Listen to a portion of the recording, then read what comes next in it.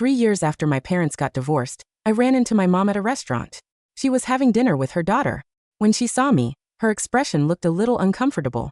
Right before she left, she pulled up her phone and opened Venmo. Here, let me send you some money. You and your dad can get yourselves something nice to eat. I pushed her phone back. No thanks, Sarah. It's not like you ever cared much about me or dad before. Her face tightened, and she frowned hard. Why do you have to be as stubborn as your father? If you had stayed with me, you wouldn't be working as a server right now. Tell your dad this. If he admits he was wrong, I'll take you back and give you a good life. I just stared at her coldly and said nothing. Did she not know? My dad had already been dead for 3 years. Sarah Miller looked me up and down, taking in my dirty apron and my hands covered in chapped, cracked skin from the cold. She sighed softly. I never should have agreed to let your father take you. It's really been hard on you, hasn't it? If he can't afford to raise you, he should have let go. I shot back coldly. Don't worry about it, Sarah. We're strangers now. Talking like that might give people the wrong idea. Her face darkened. She looked like she wanted to say something else, but in the end, she just fell silent. After a long moment, she turned and walked away. Once she was gone, I just stood there holding my tray, my fingers stiff. A coworker came over and quietly asked, "You okay?" I shook my head. Another coworker whispered, Was that Sarah Miller? From Miller Group? I heard she's still completely devoted to her ex-husband. She burned bridges with her whole family for him back in the day. I even saw an interview where she said the people she feels she failed the most are her ex-husband and her son. I let out a cold laugh. If she really felt that guilty, why would she have abandoned them? When they saw I didn't believe them, my coworkers rushed to explain. She walked away with nothing for his sake. She gave up custody voluntarily. She was willing to start from scratch. I also heard she built a primary school in a poor mountain area and named it after her son. I think she's done more than enough. I looked up at them, my voice calm and almost expressionless. She pretended to be broke in front of her husband. When she left with nothing, she stuck him with all their debt. He had to donate part of his liver and sell his own blood to pay it off. My dad got a post-op infection and couldn't afford surgery. Meanwhile, she was at an auction buying her new boyfriend a $1 million watch. She wouldn't even pay for my dad's medical bills. And to protect some guy she was seeing, she hit me so hard she damaged my ear. I can't play the piano anymore because of her. Everyone went quiet. My coworker's eyes went wide. You. I stayed perfectly calm. Yeah, I'm her son. They shut up immediately. Then after a moment, one of them couldn't help asking, But didn't you just say your dad is already? I didn't answer. I just lowered my head and kept working, shutting out all the gossip. After my shift, I went to a flower shop and bought a bunch of white chrysanthemums, plus a birthday cake.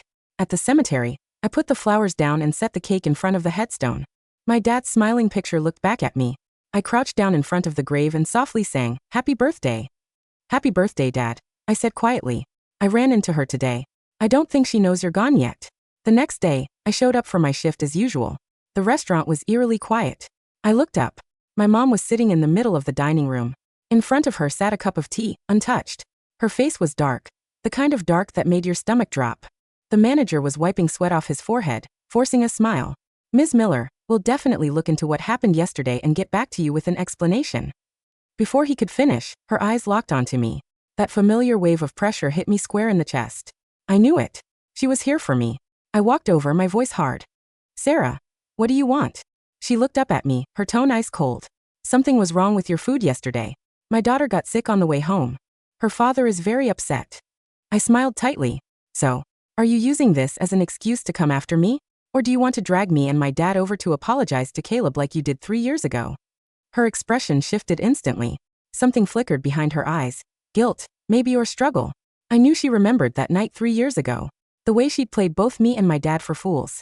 Back then, my dad and I really thought she'd gone bankrupt. She said she'd lost her company.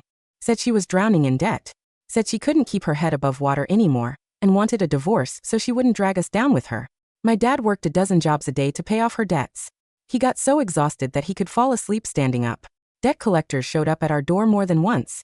Finally, my dad went with them to an underground clinic and donated part of his liver. The day he came home, his face was shockingly pale. But even then, he gritted his teeth and bought me a small cake. He even made a whole table of food. I was starving, but I didn't touch it. Because my dad put his hand on my head and said, Let's wait a little longer. We'll light the candles when Mom gets home. We waited from nightfall until dawn. We reheated the food again and again. Mom never came. The next morning, every billboard and news feed was playing the same story. Mom was wearing a couture gown, holding Caleb's hand, having a fairy tale wedding in front of the whole world. I stood under the screen, tugging at my dad's shirt. I asked him quietly, "Dad, is that Mom?" My dad stood in front of the TV, his whole body shaking. His hands were cold as ice. He grabbed me and took me straight to the wedding. When he burst in, the whole place went dead silent. His eyes were red. He was so angry that he could barely control himself. "Didn't you say you were broke? You've been lying to me this whole time? I'm your husband. Why are you marrying someone else?" His voice broke. Caleb went pale on the spot and shrank into my mom's arms. "Sarah, is he telling the truth?" My mom pulled him close and whispered something to calm him down. But when she looked at us, her face went cold instantly, like she was looking at trash. "Security," she snapped. "Get these two lunatics out of here." Right then, the whole room erupted. The insults hit me and my dad like slaps. Shows up with some kid and thinks he can marry into a wealthy family? Shameless. Everyone knows Caleb and Sarah grew up together. She's famously devoted to Caleb. Who do these nobodies think they are? Later, Mom came to find my dad again. She brought gifts. She kept saying we were the ones she really loved. She even said that faking the bankruptcy was just a test of his love. She told us Caleb had a terminal illness, and she just wanted to grant his dying wish. She told my dad to be patient, just a little longer. "Really," she said. "Once he's gone, I'll bring you and Kevin back out in the open. I'll make it up to you double." My dad was crying so hard, he could barely stand. He shoved her hands off him. He pounded his fist on his chest and screamed, "You knew I donated part of my liver to pay off your debts. You knew your own son couldn't even afford to go to school. Sarah, I hate you. How could you do this to us?" Back then, the soles of my shoes were practically worn through. But I never complained. I even said I wanted to save Mom money. Mom just stood there. For a second, I thought I saw guilt in her eyes. But before she could say anything, there was a crash at the door. Caleb was standing there, white as a ghost. "Sarah, why is he here?" Mom's face changed completely. She shoved my dad away and ran to Caleb. "Caleb, don't misunderstand. He's just some crazy man. He won't leave me alone." Then she turned back to my dad, her face full of disgust. "You scared Caleb. Apologize to him." Now, that night, her security guards forced my dad to his knees outside the door. I got down on my knees right next to him. While we were kneeling outside, they were celebrating their wedding night inside. My dad and I froze outside. The snow came down hard and fast, burying us before long. "Don't make a scene." My mom's voice pulled me back to the present. I looked at the woman in front of me. The memories kept replaying, over and over, until there was nothing left to feel. She still didn't know that my dad had lost his life because of her. When my mom saw that I wasn't saying anything, her impatience started showing. "This is all your father's fault. He raised you to have no manners at all.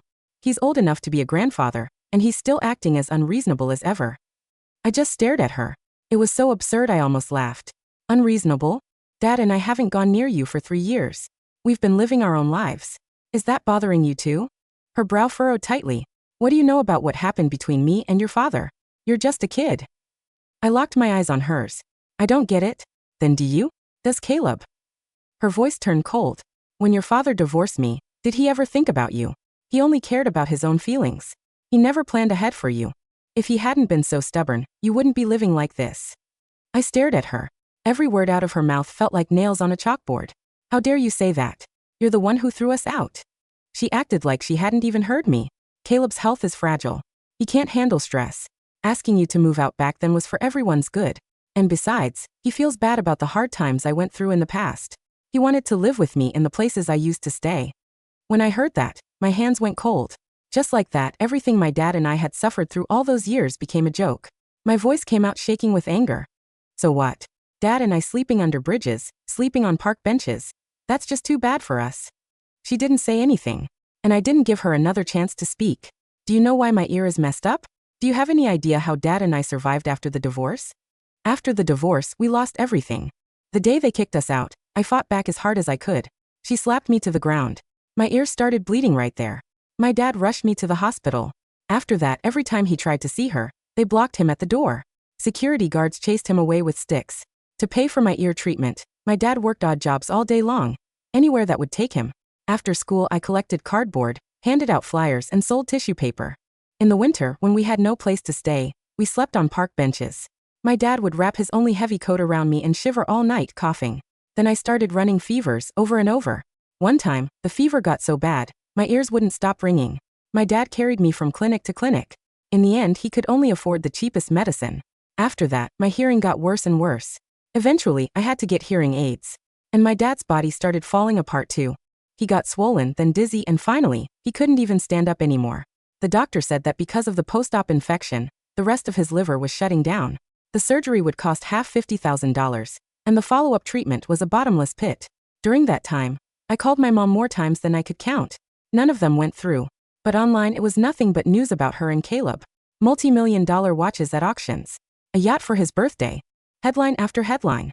Finally, I took my dad's critical condition notice and went to find her myself. She was furious. She looked down at me and snapped. "You've been with your father for what, a few days? And you've already learned to lie? He just wants to come back, doesn't he? Why does he have to make such a scene?" She threw a card at my face. "There's $50,000 in there. Take it and get lost. Don't bother me and Caleb during our time together." The card cut my cheek. But I didn't even feel it. All I could think was that my dad finally had a chance. Not long after that, Caleb showed up at the hospital. He cornered me in the hallway and got straight to the point. The second he saw me, his face was full of contempt. "I've known for a long time that your dad was married to Sarah. I knew you were her son. All it took was a little maneuvering on my part, and I got her completely wrapped around my finger. I even got her to throw you and your father out. Do yourself a favor and stop coming around. Sarah and I have a daughter now. You're nothing. If you keep hanging around and making a scene, I'll make sure your father dies right here in this hospital." I lost it. I lunged at him and shoved him. That's when my mom showed up out of nowhere. She kicked me so hard I flew across the floor. I slammed into the door frame. My ears started ringing instantly, and blood ran down my neck. But she didn't even look at me. She just ran to Caleb. "I've spoiled you too much," she said coldly. "How dare you attack Caleb? You and your father are both greedy. Fine. Forget the $50,000. I'm freezing that card. That's the price you pay for hurting Caleb. From now on, even if you starve to death, I won't give you another cent." I dragged myself up off the floor, practically begging her. I told her that money was my father's only chance to live. "Mom, please. Dad needs surgery right away. Without that money, he's going to die." The commotion was so loud it woke my father up in his hospital bed. He was devastated and furious, but he still forced himself to sit up and beg her. "It doesn't matter if I die. Just take Kevin with you. Please." Her face went dark. All I could see in her eyes was disappointment and disgust. "You've ruined that boy. All he does is lie. Starting today, I'm cutting off your living expenses until the two of you admit you were wrong and swear on your lives that you'll never hurt Caleb again." She slammed the door on her way out. She never looked back at me or my dad. After that, I worked odd jobs everywhere I could. Life was hard, but we got by. My dad's condition even stabilized for a while with help from some charitable organizations. Until I held back the tears burning in my eyes and looked up at my mom. "Sarah," I said, "what will it take for you to just leave us alone?" The restaurant went completely silent. Even the people at nearby tables put down their cutlery. She was quiet for a long time. Her face was pale and tight. Finally, she said just one thing, her voice low. "I want to see your father." That one sentence made me laugh out loud. Hearing those words from her mouth made me sick. She frowned at me like I was crazy. "What's so funny?" "You," I said. "I'm laughing at you. At how you can still stay so nonchalant." I wiped the corner of my eye, my voice thick with hate. "Dad is dead. He's been dead for 3 years. When my mom heard that, she shot up from her seat. Her face turned ugly. "Have you lost your mind?" she snapped. "You'd curse your own father like that? He was always so good at playing the victim. There's no way he'd just die. Did he go into hiding again? Did he put you up to saying this?" I just stared at her coldly. "If you don't believe me, go find him yourself. Go ahead and dig him up if you can." She searched my face, looking for any sign that I was lying. But I never looked away. Slowly, the fight drained out of her. She muttered, "Don't come crying to me later," and walked out. After she left, the manager came over. "Hey, why don't you head home for today? As for the restaurant." He didn't finish. I already understood. I packed up my things quietly and went back to my apartment alone. When I got home, I pushed the door open. My father's portrait sat quietly on the side table. Next to it were white chrysanthemums. I walked over and touched his face in the photo. The tears just spilled out. "Dad, if I'd been able to make more money, would you still be alive?" I sat down on the floor and held the portrait against my chest. My mind filled with those last few days, 3 years ago. The doctor said my dad could have surgery, but we had to pay $50,000 first. That was our last chance. If we could get the money together, he would live. I did just about anything to raise it. One night, my mom's car drove past me at a night market. She saw me. I know she did. But she didn't get out.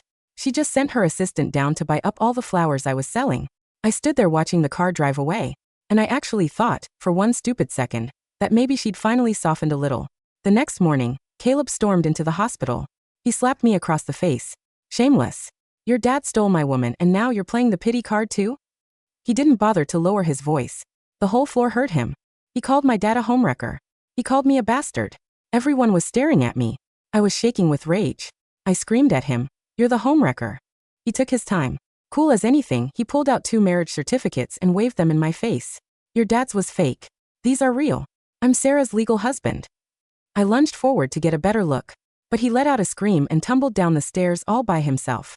"Sarah, help me. Your son is trying to kill me." And then she was there. The next thing I knew, she kicked me so hard I flew down the stairs.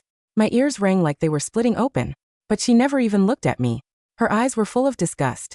She scooped up Caleb and ran straight to the emergency room without a glance back. I picked up that card off the floor like it was my last lifeline. But right before the surgery, the nurse told me the card had no money on it. I stood there at the window, my mind completely blank. I don't remember how I made it back to my dad's ward. My dad was weak. He could barely hold my hand. But he still tried to smile for me.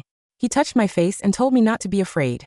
He said once he got better, he would take me abroad, far away from all of this. He said he promised to spend every birthday with me. Forever. I was crying. "I won't let you die, Dad. I'll get the money. I promise." I went to the black market. I signed papers to sell my organs. I would have sold anything if it meant saving him. When I got back to the hospital, the doctors and nurses were crowded around his door. I pushed through. My dad was lying there. He wasn't breathing anymore. That was 3 years ago. For 3 years, I've carried his picture everywhere, never letting it out of my sight. And now, Sarah shows up and says she wants to see him. I held my father's portrait and sobbed until I couldn't breathe. "Dad, I miss you so much. I'm taking you away. I won't let her find you."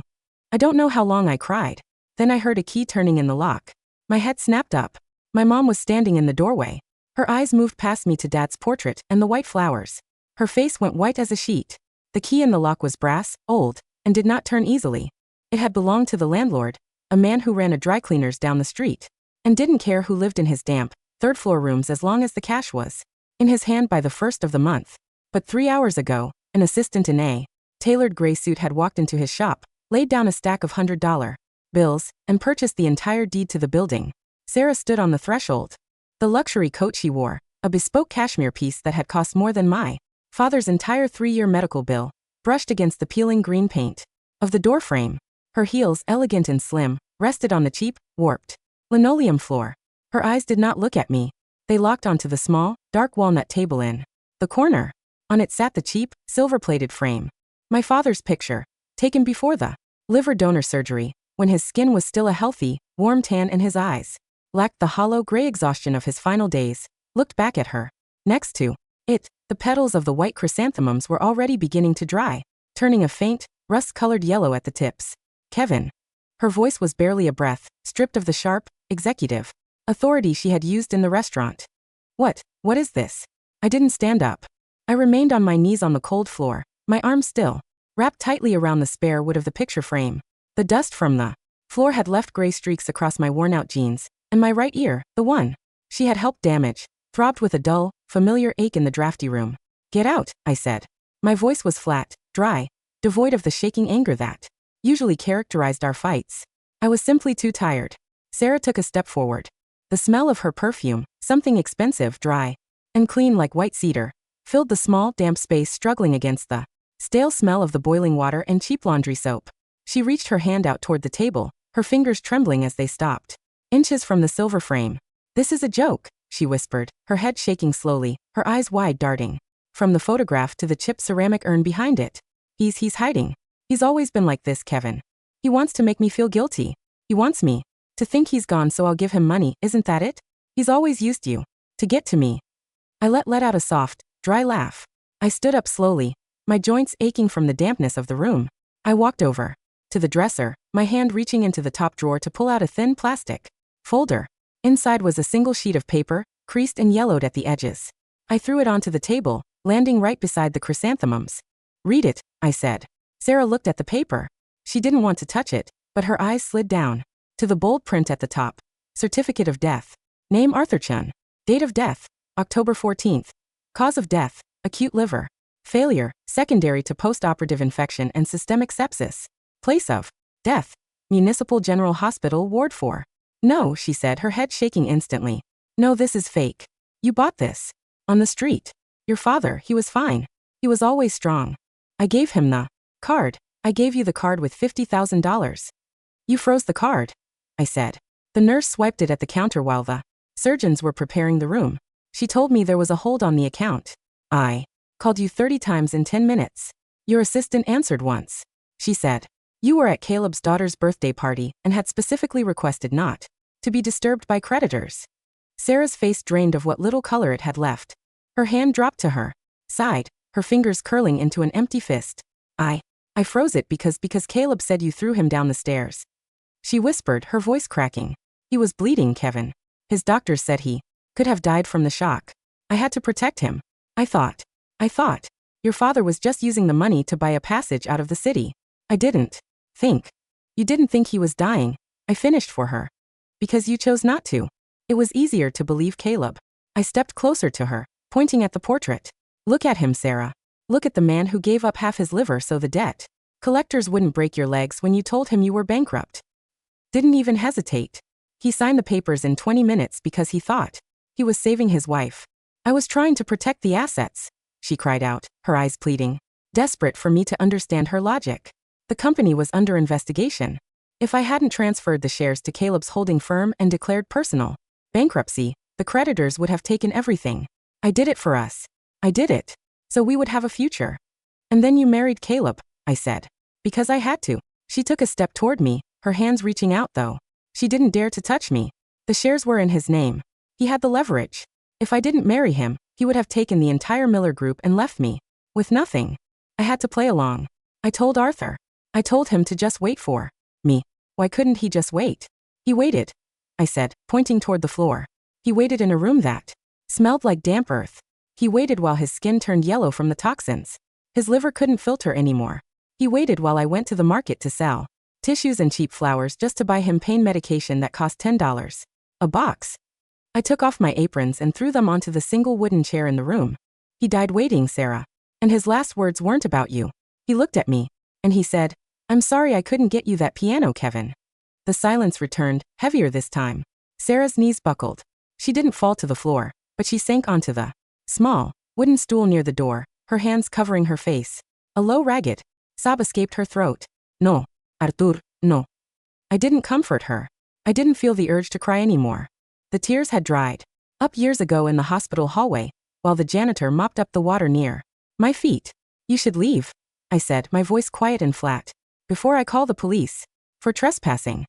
Kevin, she gasped, looking up through her smudged makeup.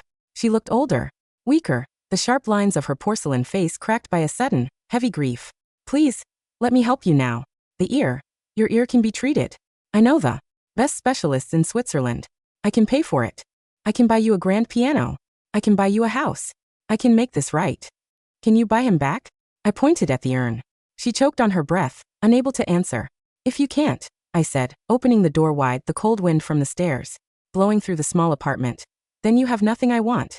Sarah did not return to the restaurant the next day, but her presence lingered, like a stain on the floor.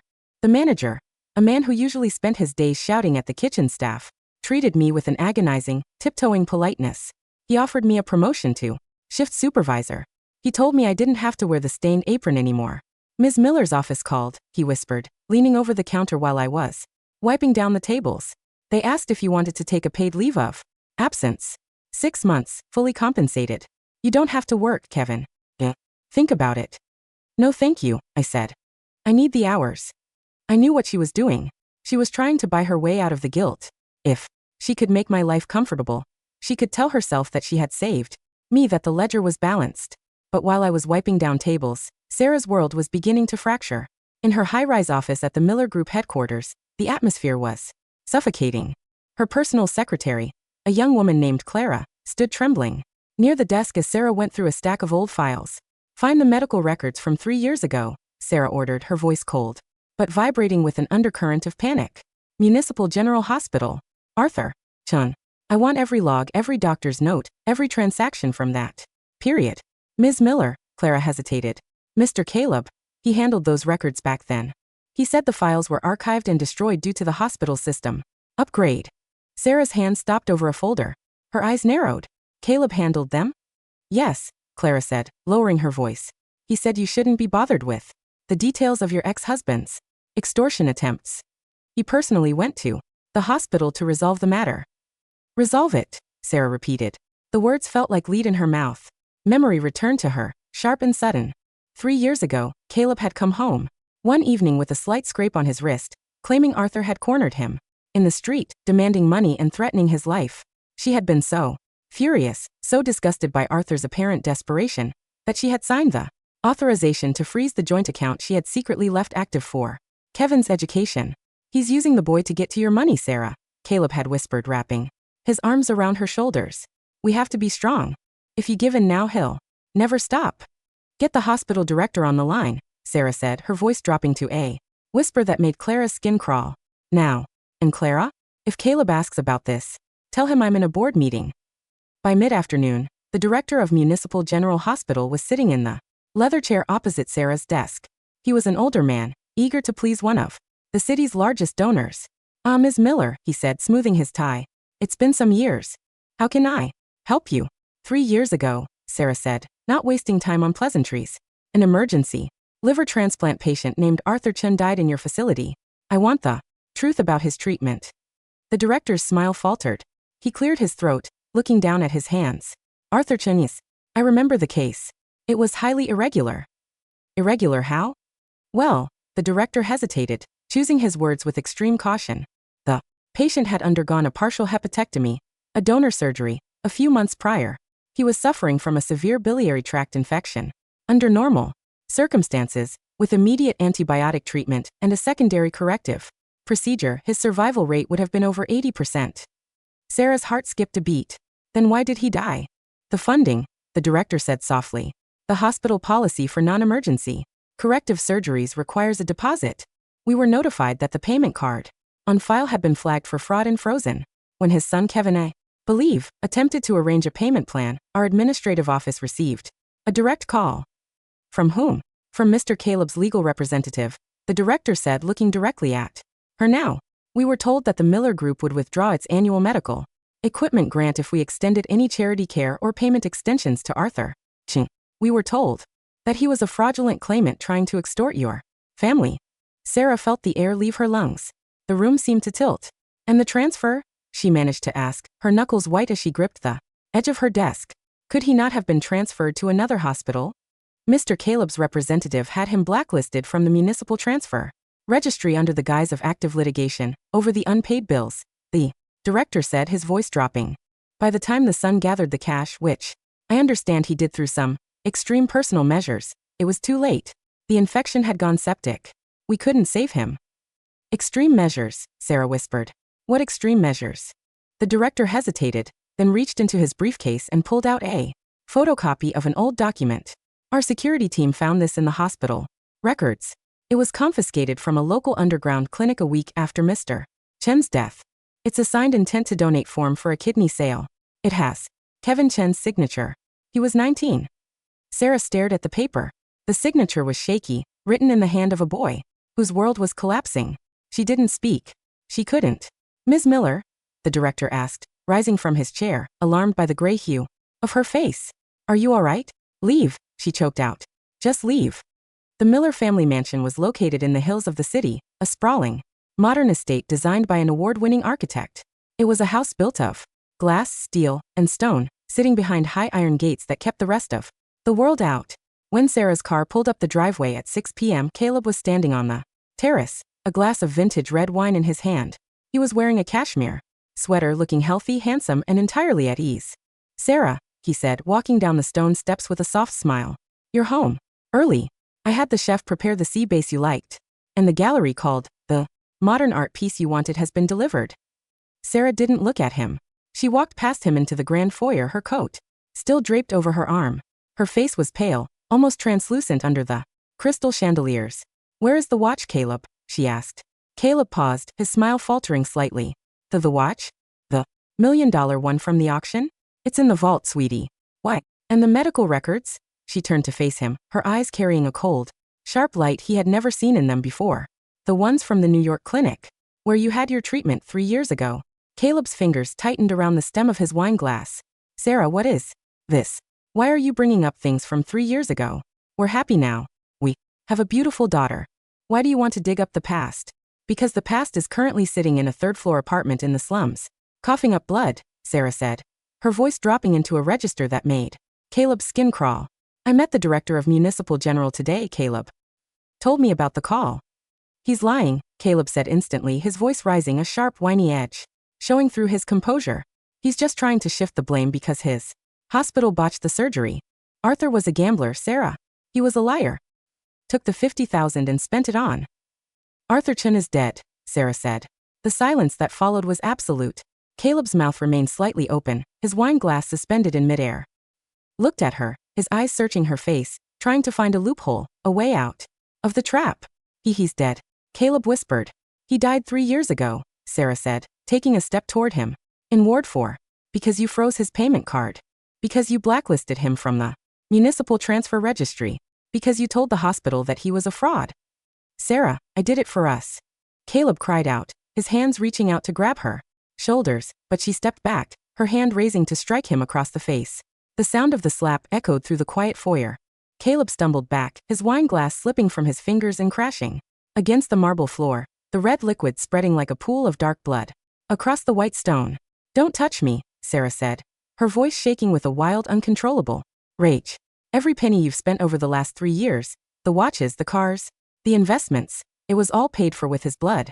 You knew he donated his liver. You knew his son was begging in the streets. You knew, Caleb. You did too. Caleb shrieked, his face turning an ugly, mottled red as he dropped the mask completely. You wanted to believe it. You wanted to believe he was a loser so you wouldn't have to feel guilty about leaving him. You knew he was living under a bridge, Sarah. You saw him, but you kept your window rolled up because you were too busy looking at your new life. Sarah froze. The words hit her like a physical blow, the truth of his statement cutting through her defenses until she could barely breathe. He was right. She had known. She had seen Kevin selling flowers at the night market. She had seen the worn-out shoes, the thin winter coat, the hollow look in his eyes. But she had sent her assistant to buy the flowers because she didn't want to look at the mess she had made. She had chosen the easy lie because the truth was too heavy to carry. The lawyers, she whispered, her voice barely a breath. They're already drafting the papers, Caleb. You're leaving this house tonight. With nothing. You can't do that. Caleb screamed, his face twisted in anger. The shares are in my holding company. The marriage was registered. If you divorce me, I take half of the Miller Group. I don't care, Sarah said, her gaze turning cold dead. Let it burn. I built it once. I can watch it burn to the ground if it means I take you down with me. The annual Miller Group Charity Gala was held at the Ritz-Carlton. It was the event of the season, a gathering of the city's elite to celebrate the corporation's philanthropic work. The walls were decorated with large photos of the primary school Sarah had built in the mountain village, the one named after her son Kevin's light. The board members and the high society guests were sitting in the grand ballroom, their tables decorated with white lilies, drinking vintage champagne. At the center of the head table sat Sarah, wearing a simple, high-necked black gown. Her face was pale, almost translucent under the crystal chandeliers, but her posture was straight and rigid. Beside her, Caleb's seat was empty. Ladies and gentlemen, Sarah said, standing up and taking the microphone. Her voice was clear, carrying to every corner of the silent ballroom. Tonight we are here to celebrate our commitment to public welfare. But before we begin the auction, I have a personal confession to make. The room went dead silent. 3 years ago, Sarah said, her eyes fixed on the back of the room. The Miller Group's rise was funded by a personal sacrifice. My ex-husband, Arthur Chen, donated half his liver to pay off debts that were faked by my current husband, Caleb Miller. A collective gasp ran through the room. Several of the board members stood up, their faces pale. Sarah, what are you doing? One of the directors whispered loudly. This is a public event. The press is in the back. Let them write it, Sarah said, her voice unyielding. Arthur Chen died in Municipal General Hospital because Caleb Miller froze his medical card. My son, Kevin Chen, had his hearing permanently damaged because Caleb Miller had him beaten. Today, I am officially transferring 80% of my personal shares in the Miller Group to the Arthur Chen Memorial Fund, which will be managed entirely by the City Legal Aid Society. She looked at her personal assistant, Clara, who stood near the stage with a team of police officers. And Caleb Miller, Sarah said, pointing to the double doors of the ballroom, where Caleb was currently being led out in handcuffs by 2 detectives. He has been arrested for corporate fraud, grand larceny, and the manslaughter of Arthur. The The room erupted into chaos. The reporters in the back rushed toward the stage, their flashbulbs exploding in a dizzying wall of light. But Sarah didn't look at them. She walked down the stone steps of the stage, her long black gown dragging behind her, and walked out of the ballroom through the service exit, leaving the high society world she had spent 20 years building to collapse behind her. The coastal town of Mendocino was quiet in the winter. The air smelled of salt, pine needles, and the cold mist that rolled off the Pacific every morning. The only sound was the distant, rhythmic crash of the waves against the black cliffs. I sat on the wooden deck of my small, gray-shingled cottage, looking out at the water. I was wearing a simple, dark green sweater, my right ear free of the chapped skin that had defined my days at the restaurant. My hands were clean, the cracks in my skin healed by the quiet, humid air of the coast. Beside me, on a small wooden table, sat my father's portrait and the cheap ceramic urn. I reached out, my fingers tracing the smooth silver of the frame. "It's quiet here, Dad," I whispered. "You'd like the sea. It doesn't smell like grease or damp concrete."